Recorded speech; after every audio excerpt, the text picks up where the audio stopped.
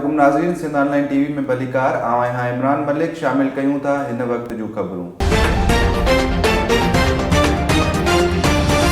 नाज़रीन, जामशोरो में सिंधी अदबी बोर्ड जामशोरो पारां सिंध यूनिवर्सिटी के अॻूणे वाइस चांसलर लोक अदब के माहिर लतीफ़िया जे ॼाणू डॉक्टर नबी बख्श बलोच जी 11वीं वरसी के मौक़े ते मेड़ाको कोठायो वियो। सिंधी अदबी बोर्ड के चेयरमैन मखतूम सईदुज़्ज़मान आतिफ़ चयो आहे त सिंध यूनिवर्सिटी के अॻूणे वाइस चांसलर नामवर अदीब लिसानियात माहिर लोक अदब ऐं लतीफ़ियात जे पाराकू डॉक्टर नबी बख्श खान बलोच जूं इल्म ऐं अदब की तरक्की लाइ कयल ख़िदमतूं विसारण जोगियूं न आहिनि। सिंधी अदबी बोर्ड की हिदायत ते सिंधी अदबी बोर्ड जो वफ़द बोर्ड के सेक्रेटरी सैयद सिकंदर अली शाह ऐं बोर्ड ऑफ गवर्नर के मेंबर डॉक्टर असद जमाल पलीत की क़यादत में संदसि मज़ार ते हाज़िरी भरे गुलन की चादर चाढ़ी।